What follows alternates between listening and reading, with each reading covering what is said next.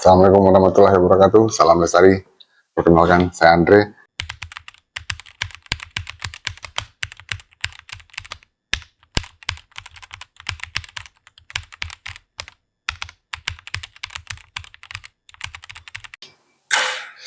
Kita akan membahas tentang filsafat. Tahun 2003-2004, saya berkuliah di salah satu universitas swasta di Kota Padang. Saya masuk ke sebuah fakultas psikologi. Nah, ketika melihat list mata kuliah, mata saya terpana dengan mata kuliah pengantar ilmu filsafat. Saya masih ingat dosennya, di antara semua mata kuliah, saya cuma ingat hanya sama satu dosen itu, namanya Pak Purwo.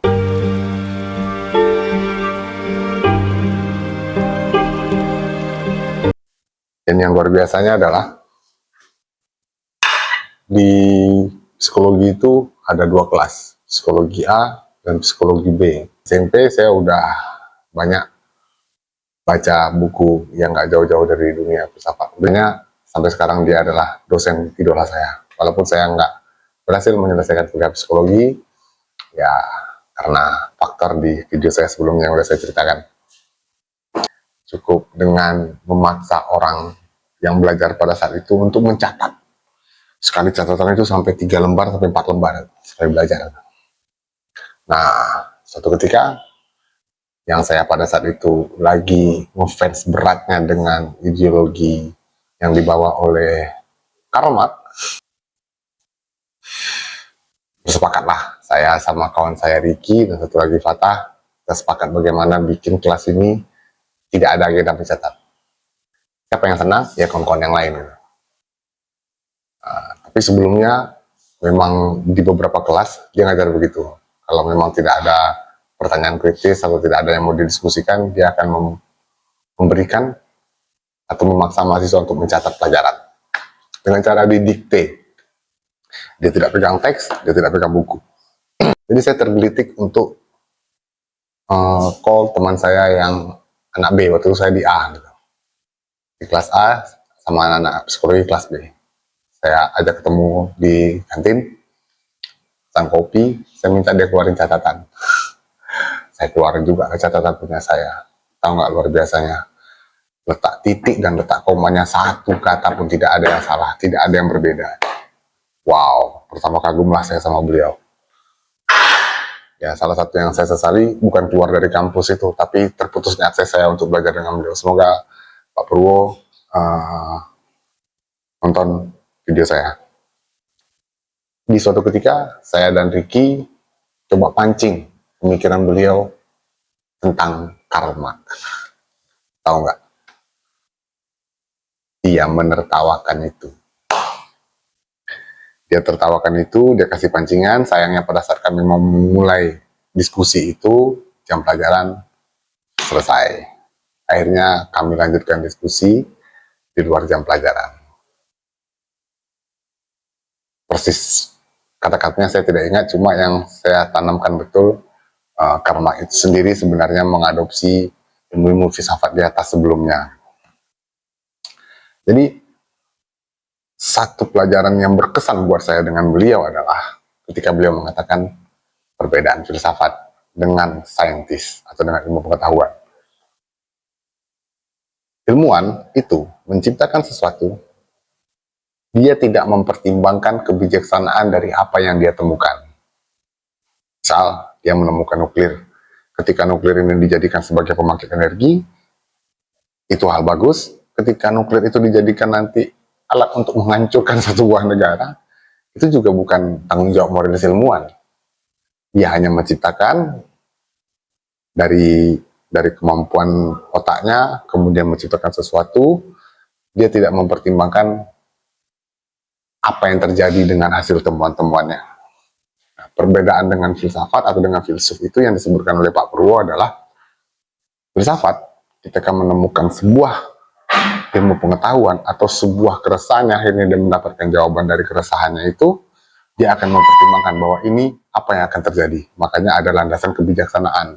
Filsafat, filosofia adalah ilmu yang mencintai tentang kebijaksanaan. Filsafat mengantarkan kita semua yang belajar untuk menggunakan logika dengan baik. Nah, pelajaran logika dan manusia pada saat itu yang bikin saya keblinger belajarnya.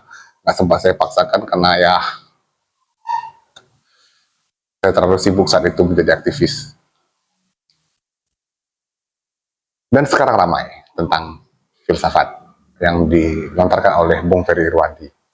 Sengaja saya kasih reaksinya di hari ini karena saya percaya ada trap lagi nih. Karena begitulah gaya Bung Ferry ketika dia melemparkan sebuah gagasan, ide, pasti ada tarikan sesuatu, ya itu mungkin kawan-kawan semua mungkin udah ngedetek itulah. Saya juga udah mendeteksi itu, makanya saya menunggu sampai perdebatan itu berlangsung. Nah, akhirnya saya paham bahwa yang dia maksud adalah jurusan filsafat itu kalau perlu dihapuskan, tapi menjadi bagian mata pelajaran atau mata kuliah yang ada di seluruh institusi pendidikan dari segala macam jurusan apapun gitu.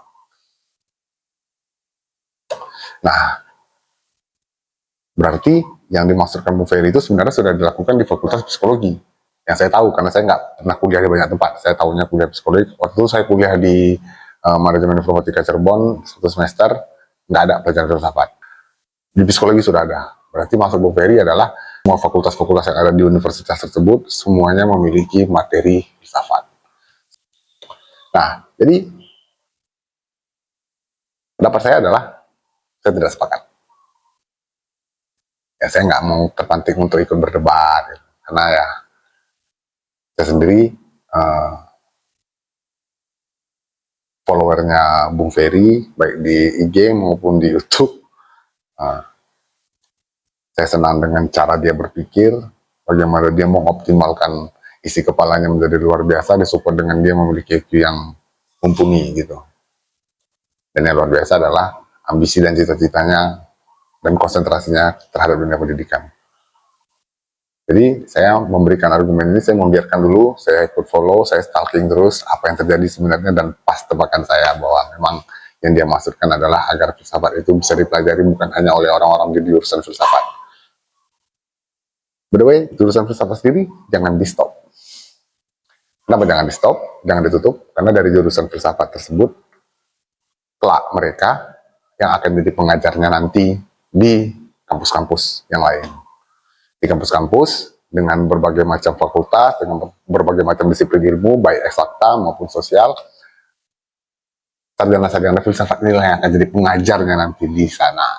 Gitu. Karena sebenarnya kalau kita kuliah dengan level strata 1, sarjana itu sebenarnya bukan disetting untuk jadi pekerja, bukan disetting untuk menjadi terlibat dalam misi elit global, yakni membuat semua pekerja itu, membuat semua lembaga pendidikan itu berorientasi pada pekerjaan.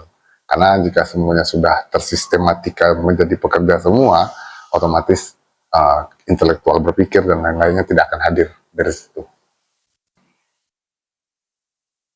Jadi keputusannya saya tidak sepakat jurusan filsafat ditutup.